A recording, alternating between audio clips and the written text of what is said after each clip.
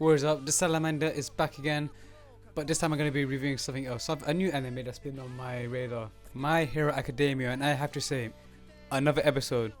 This anime does not disappoint. It is consistent. It delivers. Let me just get this off my chest before I start my review for this anime.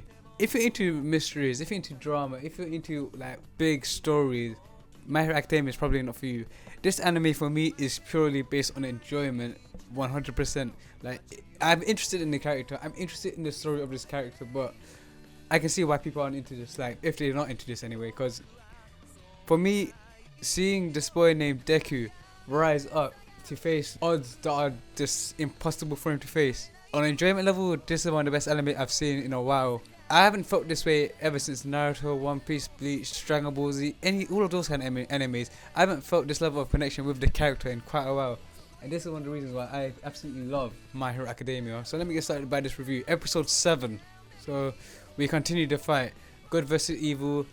Deku versus Kachan. And obviously Deku's no match. He even knows himself that he is no match for Kachan. He knows that his combat ability is amazing compared to Deku. Maybe in the future everything will change, but obviously at Deku's current level, Deku's still getting used to his quirk. There is no way in hell, even he knows there is no way in hell that he will be able to surpass Kachan in his level right now. So what he does, what he's best at, he uses his mind, he uses all of his experience, all of his knowledge of all these heroes, all of the little analytics he's collected, he uses this to his advantage. And this is where we get a lot of development, character development with Kachan. I absolutely do not know what the deal is with him.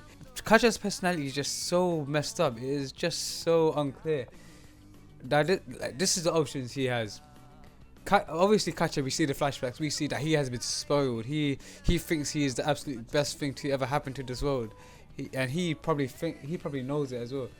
Because we see in this episode that he's almost able to match All Might's ability. Well, even though it's in its prime state, but still Kachan is as strong as Deku in terms of combat ability, for now anyway. So he has the potential to become the greatest hero along with Deku. But in these flashbacks we see how Kachan turned from cool to going to the wrong path, as Deku says, because we see his power makes him arrogant as hell. He thinks he's all that. We see Deku and Kachan become friends. We see them acting as friends as children. But that divide when Kachan got his power made him feel he is much more superior than anyone else, especially Deku, who is known as quirkless. So thinking of Deku as a quirkless nobody, Kachan thinks he is so superior that whatever Deku does, he is always going to be a pebble. And the whole rest of the world thinks of it like that as well. Like, no one respects Deku. But even though Deku is quirkless, he was the first to go to Kachan's aid when he fell off that little log bridge. But Kachan, knowing the type of person that he is, felt that he was being looked down upon. Like, this high mighty guy is being looked down upon by someone who is quirkless, and that's kind of arrogance that Kachan has. He thinks that Deku has been underestimating him all this time. That's why he felt betrayed, that Deku like kind of apparently tricked him, that he apparently had no quirk, obviously, which is untrue. He has had no quirk all this time.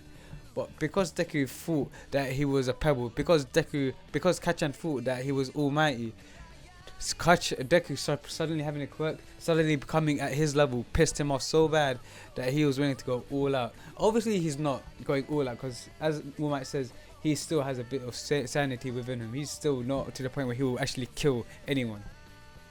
So Deku's and Kachan's relationship is very weird. They're friends, they were once friends, but then Kachan got arrogant, and I want to know how Kachan will react to this, because this is the first time Kachan has ever lost to Deku. This is the first time Kachan can truly see that he is not the only one, that others can compete against him. That his once friend still looks up to him. That his once friend Deku still wants to surpass him. He doesn't underestimate you. No, he looks up to the Kachan. But yeah, that's really what we got from this episode. A lot of character development with Kachan and Deku. We get to see a lot of their past.